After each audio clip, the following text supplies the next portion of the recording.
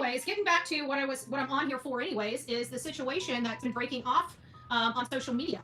We have a content creator that said, or at least professed, that she's here for Sebastian. Nothing more, nothing less. She wants to help the case, help the case, help the case. Now, mind you, I haven't seen Tony up until today on Brittany J's channel. I haven't seen Tony. I haven't heard from Tony. I haven't, seen him out here, kicking up a fuss, dogging anybody. Is this what I mean? I haven't seen him out here. And he's literally done nothing to this lady. And this lady is getting bullied by everybody and decides to project what she's feeling onto a man that she has nothing, and I mean nothing, to do with. I don't understand that. I don't know if I will understand that. Whatever, yes. Let me give it this one, make sure it's set up. That's what I was trying to do on the last one, is just make sure it's set up, because I'm sick and tired of all these damn trolls coming in here because their mommy and daddy didn't teach them any better, just to stay away and do their own thing, right? They gotta go try to disrupt everybody else's life just because they can, and they wonder why they're single and people can't seem to be around them.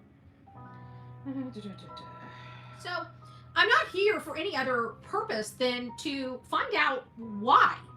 Why would this lady go from wanting to help in Sebastian, whether she agrees with the father who he's working with, me, or anybody else on this platform, if she's here for Sebastian, why would she be talking about a person that's unrelated to Sebastian and only here to help and support this boy's father? That's what I can't wrap my head around. Now, I know that I can see it on her face when she talks about her husband. Her husband absolutely hates the idea that she is on the internet. He wants her to hang up her hat and not go back. He is sick and tired of it. I can see it in her face. I can see it when she talks. I feel it through the computer, Her husband wants no part of this nonsense. I hope she investigates me, because my husband and myself was involved, in my opinion, in the same scheme. There was penny stocks. My father, he ended up losing a crap ton of money. They ended up having to sue people. I don't even know if he recouped. I don't think he recouped but 1/3 of what he was conned out of. There's penny stocks and Ponzi schemes going all over. People on the bottom don't really know what it is. They're being hired to, and everything. What makes these Ponzi schemes so realistic is because it looks realistic, right? That's the thing, is it looks realistic. But what does that have to do? I can understand if it was the father of this missing child, and it may go to motive or means or opportunity in why we're in this situation. But to go out and intentionally embarrass the national spokesperson, I don't know who in their right mind would be that stupid. Literally that stupid. She's being egged on by these hate channels because they give her some attention, and that's all she cares about. She's a desperate woman that needs attention. And you can tell that. You know how we can tell that? It's because, very simply, she took her focus off Sebastian Wayne Drake Rogers to attack an innocent man. Why would anybody want to attack an innocent man over a petty squabble? You know why? Because you weren't here for the child. You were here to get somebody's attention in hopes to have an interview, in hopes to do this. And when that did not work, much like JLR, flipped the script and started to attack. But my problem is that she's been bullied on this platform, and for her to turn around and bully somebody else is disgusting. I've also heard that she's been deceiving people about her status as a mom of disabled children. I heard one of her children don't even live in the house. I heard it through the grapevine. One of the children don't even live in the house. I don't know how true that is, but that's what I'm hearing. So you mean to tell me you've been out here saying you've been taking care of your kids, and this is how your lifestyle is, and your child's living in a home to help them, not in your home? So she's talking about her adopted kids and how she's got her hands full, but I'm hearing one of her children is an adult in a home. She was moving him out into a group home. There you go. Peggy just said it. Into a group home. Exactly what we did not want for Sebastian. That tells me she can't handle her job. She's spending more time trying to shame people on this social media platform when she can't even take care of her own child and needs to move the child into a group home. That says a lot. That says anybody loved being in a group home as opposed to being with their family. That doesn't even remotely make sense. That doesn't even remotely make sense. But that's not what she's been professing to everybody. I got the impression that she had younger kids that she was taking care of. And I'm finding out that no, that's not the truth. So she was actually setting up the whole sympathy card knowing it was a facade. She doesn't have any kids at home now, allegedly. I wonder how long that's been going on. Let me guess, they all moved out right when we found out there's no kids in the house, right? So again, I'm not sure why she has set her eyes to attack Tony, a man that she's never talked to. I know she talked to me about Tony, about wanting to get information to him, and I told her how she could reach out to him.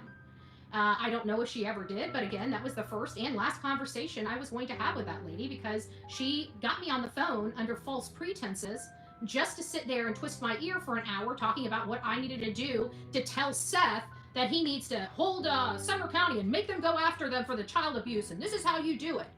Well, that wasn't the reason why you said you needed my help or why you needed to get me on the phone. So that right there really kind of rubbed me the wrong way, because I don't call people, right? I very rarely call people. And if I'm going to call you and you have a specific reason for speaking to me, I'm fine with that. But when you spend 5 seconds talking about the purpose of my call and the rest of the time talking about something that you didn't tell me we were talking about, it kind of, rubs my feathers the wrong way. And I need to do that. Anybody that watches my channel knows I really don't like people telling me what to do. It's a major stickler for me. A major stickler. People don't tell me what to do. I mean, I shouldn't say it like that all the time. That's a kind of guidelines versus the rule, but it's mostly the rule. But there are a few exceptions to that. But all of this, why would a person that said she was here for Sebastian now not even talk about Sebastian? Only talk about insignificant things to hurt another human being. She's rejected by the drama channels, and now she just ruined her reputation here in true crime. And I can tell you, nobody will ever take her seriously again. She's going to have to do skits such as the whole Eric Craddock just to get attention. She wanted to talk about how she knows this about this law, and people were engaged in her when she kept it about the law and about what strategies could be used. And clearly she was a very effective ruffling the feathers of SF Investigates. So she did. I mean, at the time she appeared, but the problem is that she wants the accolade. She insists on people recognizing her. Listen, I've been doing this for 5 years. I'm called everything but recognized. If it's not for my audience knowing the good work I did, nobody else would. Keep it to your audience. Let them congratulate you. You don't need to get the attention of parents, stuff like that. If it happens, it happens. But when you act this way, do you think any parent or any person that's missing a human being would want to deal with you? No. But again, it comes down to the fact that this lady was bullied by horrible people on this platform and then have the audacity to turn around and do that to somebody else. That is disgusting. That is sickening.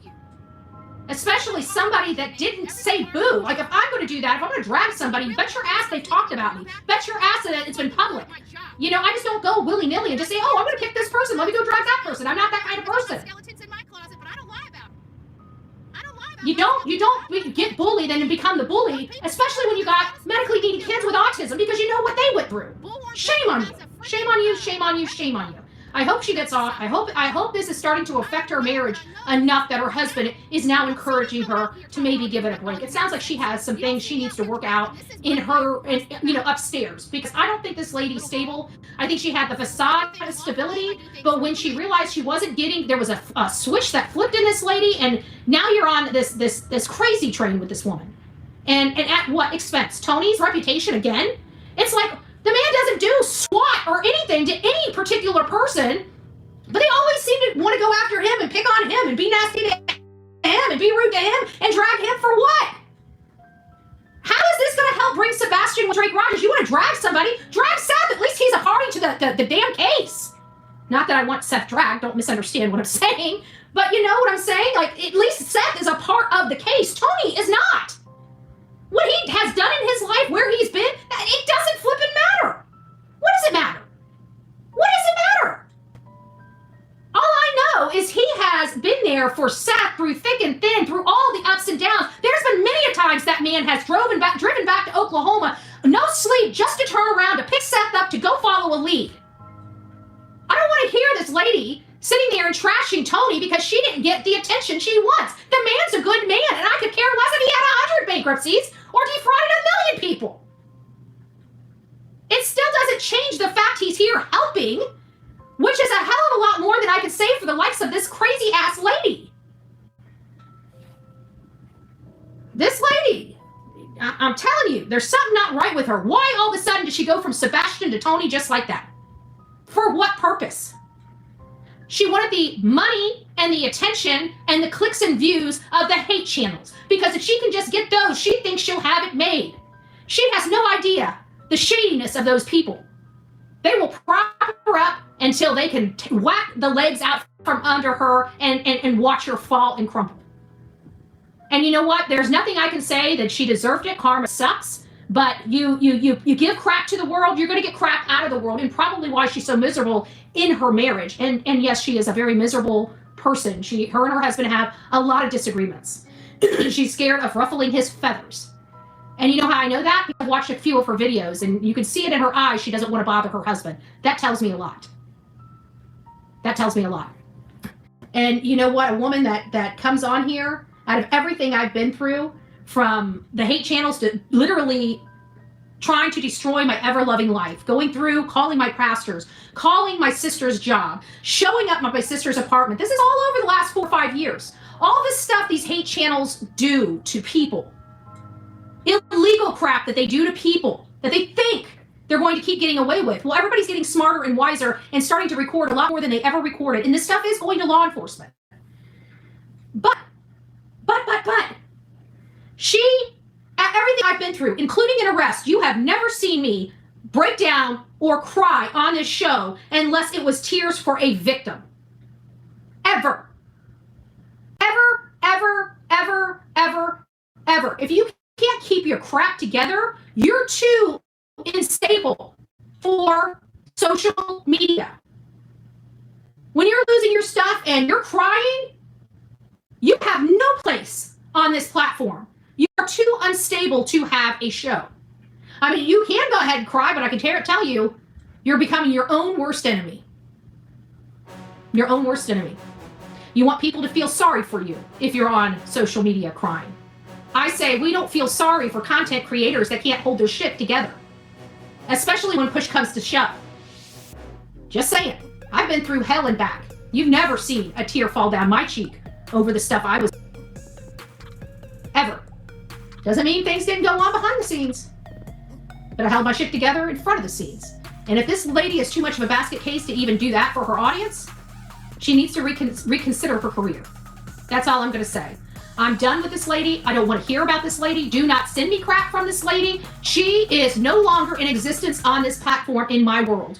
What she says has no bearing. What she says about Seth or Tony or me or any other content creator, we cannot take as true. Why? She's lied too many times. She's clearly an unstable candidate for the true crime community. All right, guys.